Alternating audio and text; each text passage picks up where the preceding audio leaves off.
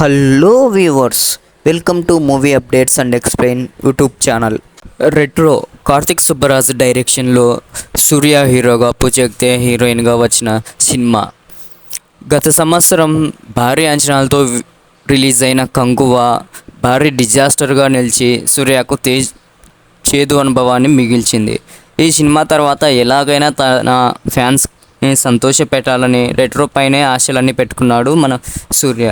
దీంతో కార్తిక్ సుబ్బరాజ్ డైరెక్షన్లో romantic action film ప్రాజెక్ట్ను తెరపైకి సూర్య తీసుకొచ్చాడు.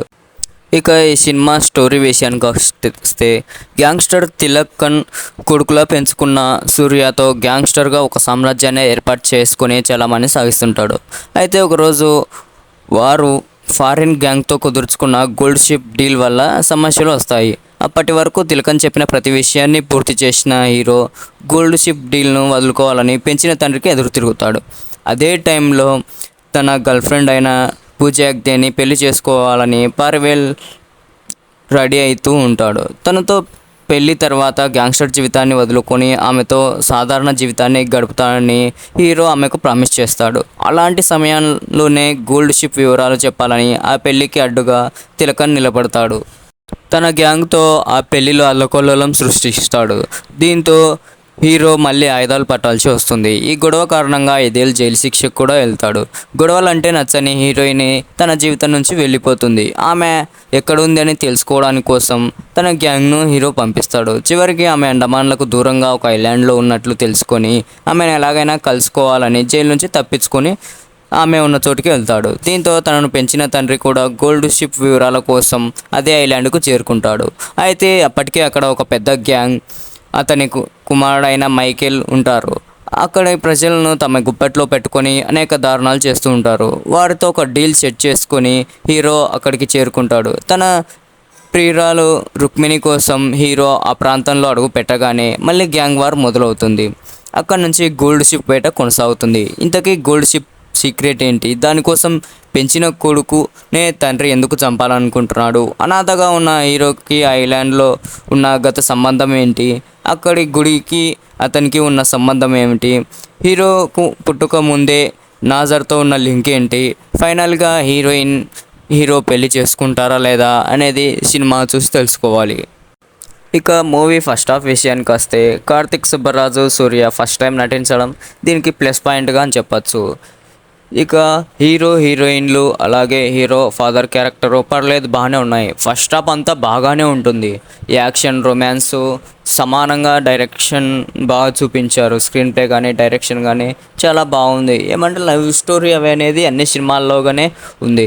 కానీ దానికి లవ్ కోసం హీరో అన్నీ వదులుకోవడానికి ప్రయత్నించి ఒక గ్యాంగ్స్టర్ గురించి చెప్పడం, ఇందులో అతను ఎలా సక్సెస్ అవుతాడు అనేది కొత్తగా చూపించారు. ఇక ఫస్ట్ హాఫ్ మొత్తం హీరోయిన్ అలాగే హీరోను పెంచిన తండ్రి వీళ్ళ ముగ్గురు చుట్టే తిరుగుతుంది. ఫస్ట్ హాఫ్ మొత్తం భారీ యాక్షన్ సీన్లతో అక్కడక్కడ కొద్దిగా రొమాన్సింగ్ టచ్ చూపిస్తుంది. ఇదంతా మనకు కొద్దిగా రొటీన్గానే అనిపిస్తుంది, కానీ పర్లేదు, ఫస్ట్ హాఫ్ చాలా బాగుంది.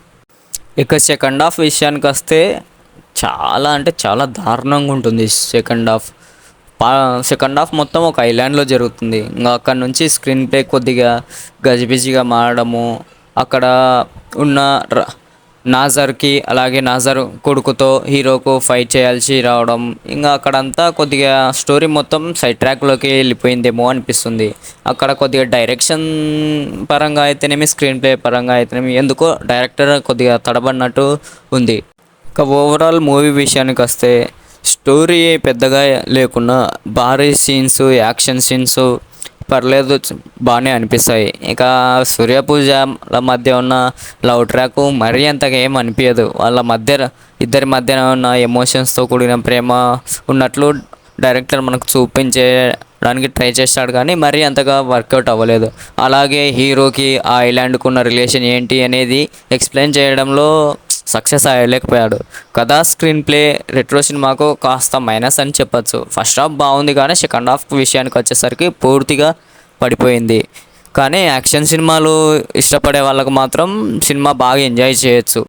ఇక ఈ సినిమాకి ఇంకో ప్లస్ పాయింట్ సంతోష్ నారాయణ ఇచ్చిన మ్యూజిక్ ఈ సినిమాకి చాలా ప్లస్ పాయింట్ అయింది.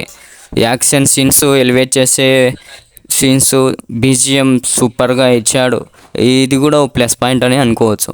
ఇక ఓవరాల్గా కార్తిక్ సుబ్బరాజ్ చేసిన రెట్రో మూవీ బాగానే ట్రై చేశాడు, కానీ కొద్దిగా స్క్రీన్ ప్లే ఇబ్బంది అవ్వడం వల్ల కొద్దిగా యావరేజ్ అయింది. ఇక ఓవరాల్గా ఈ సినిమాకు నేను ఇచ్చే రేటింగ్ 5కు 2.5. Thanks for watching this video.